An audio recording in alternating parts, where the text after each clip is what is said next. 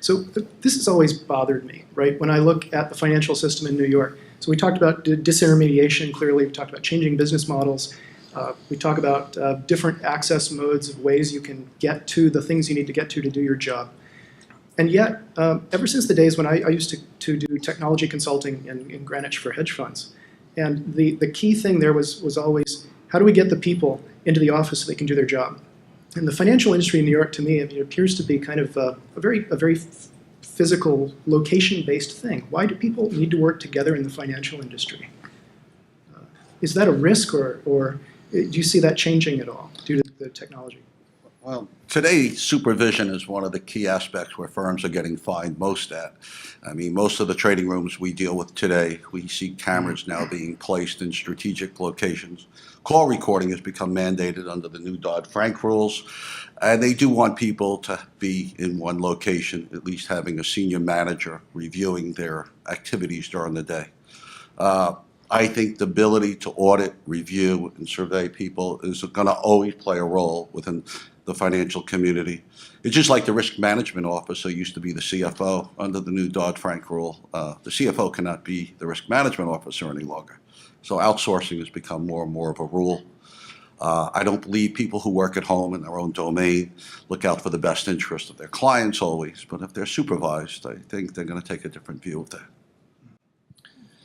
Well, let's turn to the topic of high-frequency trading, which obviously everyone loves. There you go. So, I mean, personally, I just think it's legalized gambling, but again, that's my personal opinion. But no doubt, it's been enabled by technology, right? Because ultimately, it's about discovering nuances or arbitrage, as they say.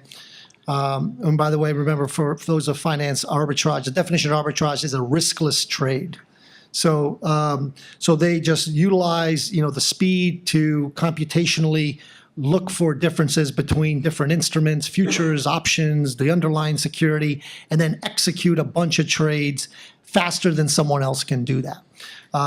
So all that, downstairs there's a company called Spread Networks, which, that's all they do.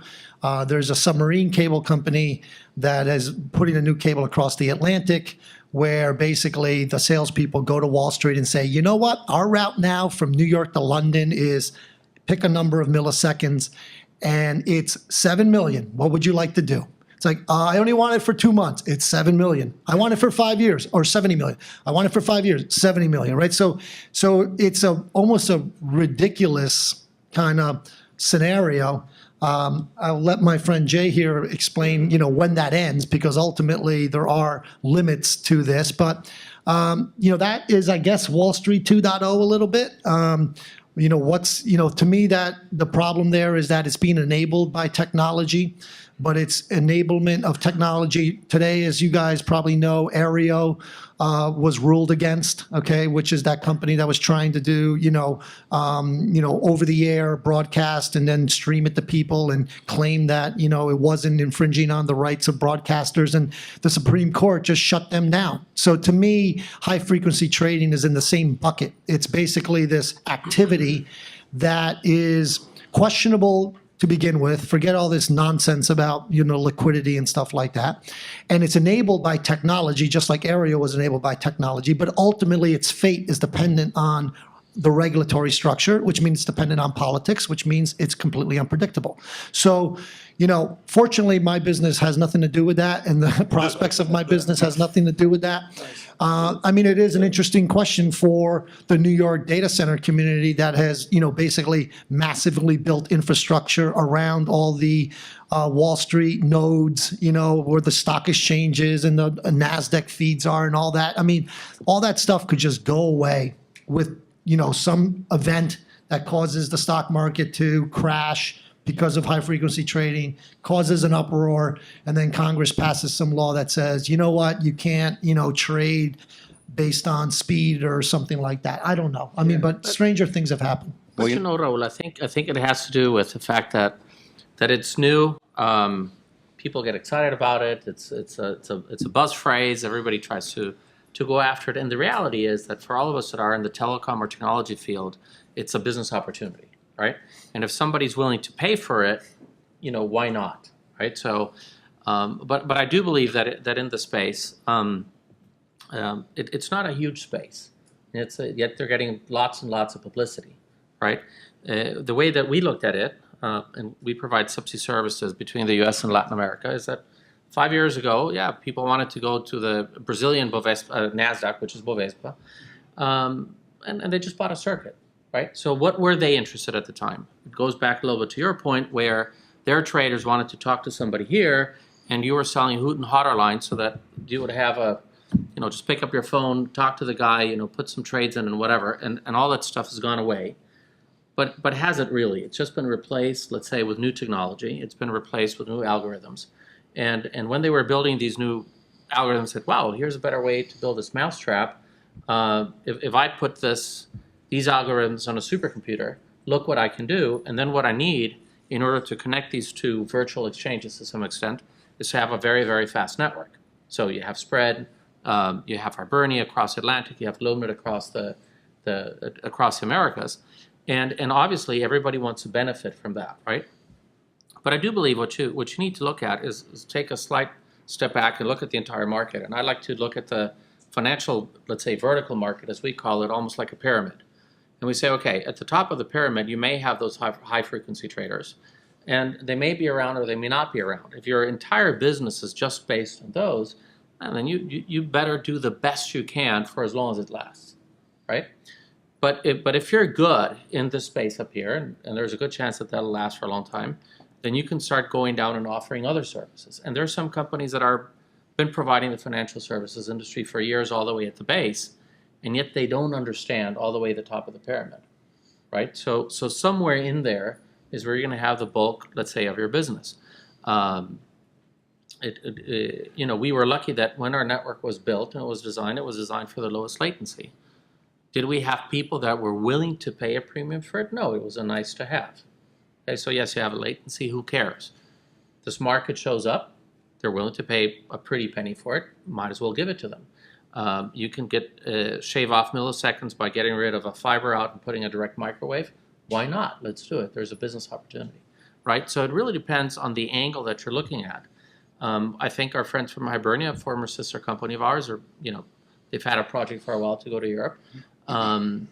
It's very difficult to justify that bill just for the financial vertical because the market's not that big, but there's definitely a need driven by all the other markets, right? And then when you design a system, you can always say, well, if it doesn't cost me that much more and I can use a different route or I can use different equipment or I could, use different fiber technology or whatever, and therefore have something that sets you apart from the competition, why not? Exactly. Right? Now, I think it's very difficult to build a business case just on that particular, niche market, but it can be done. Right. Well, Right.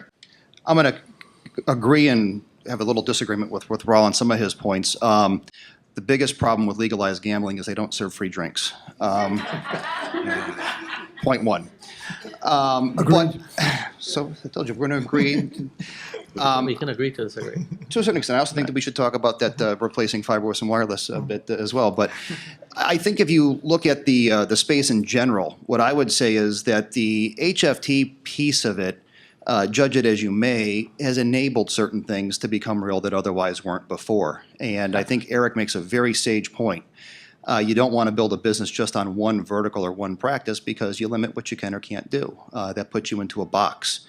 If I look at our business 3 years back in our first generation of radio technology compared to what we're looking at today, you wouldn't even be able to compare the two side by side. We've gone up 10x in our bandwidth, where we've got 10 gigabit millimeter wave radios that can be wonderful for disaster recovery. You look at the issues that were just presented with Sandy. Instead of having gigs or 100 meg circuits, having multiple 10 gig circuits giving you diversity across the Hudson River. Wonderful value add that wouldn't have been there or wouldn't be here today had it not been for the HFT space putting companies like us on the map that ultimately said, hey, there's something that we need to sink this return back into to make something that's more viable. We're also adding more features that your common carrier are going to benefit from, which is analytics inside the radio that will let the radio know when weather is coming, because everyone should know that physics I don't care what wireless guy tells you, this is not true, but physics, weather, rain, snow can affect a wireless link, and you have to be able to plan and accommodate for that. We're building the accommodation into our radios because the traders are really sensitive. If they made a trade and suddenly can't cancel it, they get reasonably upset. And early on in this space, by the way, there was a lot of people saying, give me a 3.7s network and I'll just beat it when I'm good. Well, until they realize that wireless tends to have hiccups and burps with weather, and all of a sudden they can't really predict when they're going to be out. So that became a real big issue, and I think it was a STAT conference about 2 years ago. I made the point at that time that, listen, if your network's down, your latency is infinity. Average it. So when you take into effect all of these things that the HFT space has done, which has really driven where Wall Street, I guess we're calling it Wall Street 2.0. Maybe it's still in beta version at the moment, but whether it's the 3,000 to 700 brokerage firms or the ability to take fiber and wireless and combine them cohesively instead of the two being at each other's throats into new business models, from my standpoint, there's a substantial amount of value that comes out of that. So I look at it as things come up. Sometimes it's a wart that causes you to find some good fresh skin underneath it. And not that HFT is any sort of a wart. I think it's provided a massive amount of value and created some businesses and technology that otherwise wouldn't exist, and that will provide value in ancillary businesses across not just Wall Street, but Main Street. Mm-hmm.